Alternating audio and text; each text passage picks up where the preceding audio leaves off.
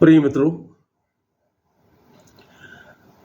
मनुष्य की सामान्य प्रवृत्ति दुख तकलीफों व परेशानियों से भाग जाना है। हमारी प्रार्थनाओं का मुख्य विषय क्या है? हम प्रभु या संतों के समक्ष एक लंबी लिस्ट प्रस्तुत करते हैं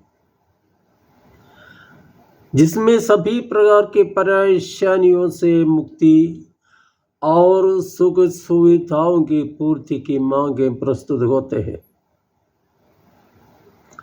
जब प्रभु ने पहली बार अपने शिष्यों से अपने ऊपर जल्दी ही आप पड़ने वाले पीड़ा सहन और मृत्यु की सूचना दी तो वे स्तब्ध रह गए और शिष्य प्रधान पेतरुस गुरु को अलग ले जाकर उसे डांटने लगा कि वे इस प्रकार की बातें न कहे। प्रतिक्रिया में गुरु ने उस शिष्य को कठोर शब्दों में फटकारा और पीड़ा सहन एवं परेशानियों के विषय में अपना दृष्टिकोण स्पष्ट कर दिया। प्रभु ने साफ कहा कि जो मेरा अनुसरण करना चाहता है वो अपना क्रूस उठाकर मेरे पीछे चला आए। संदेश साफ है। परेशानियां जीवन का हिस्सा है और प्रभु पर भरोसा रखते हुए उनका सामना करना ही पड़ता है। जब ईश्वर किसी व्यक्ति को विशेष रूप से बुलाकर कोई खास जिम्मेदारी सौंप देता है, समझ ले कि उस व्यक्ति को भारी क्रूस उठाना ही पड़ेगा। लेकिन यह भी पक्का है कि ईश्वर उसके साथ रहेगा।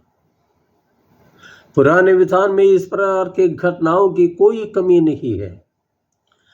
याकूब के प्रिय पुत्र जोसेफ की जीवनी याद कीजिए।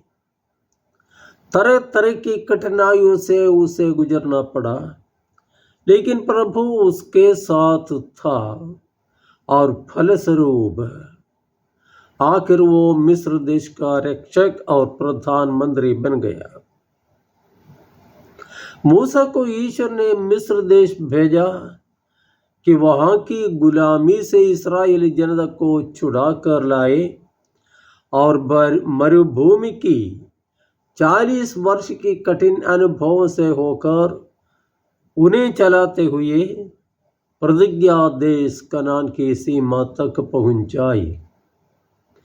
क्या क्या परेशानियां मूसा को झेलनी पड़ी, इसका विवरण निर्गमन ग्रंथ में वर्णित है। इस्राएलियों ने अपने पास ईश्वर का संदेश लेकर आए उन नबियों को बहुत सताया। जर्मिया को उन्होंने कुएं में फेंक दिया था। नए विधान में भी यीशु के शिष्यों का जीवन फूल भरा नहीं था। पौलुस ने यह स्वीकार करते हुए मन में शांति पाई कि वो मसीह में पीड़ा सह रहा है। याद रहे कि तमाम प्रेरित सुसमाचार की घोषणा करते हुए शहीद बन गए। संतों के जीवन में भी यही विशेषता हम देखते हैं कि उन्होंने प्रभु नाम लेकर परेशानियां झेलने में शांति पाई। अब हमारी पारी है। यदि हम प्रभु के सच्चे शिष्य बनना चाहते हैं तो दैनंदिनी जीवन की दुख परेशानियों को प्रभु प्रेम से प्रेरित होकर दिल से लगाना ही है। इस कृपा के लिए हम प्रभु से प्रार्थना करें। जय यीशु।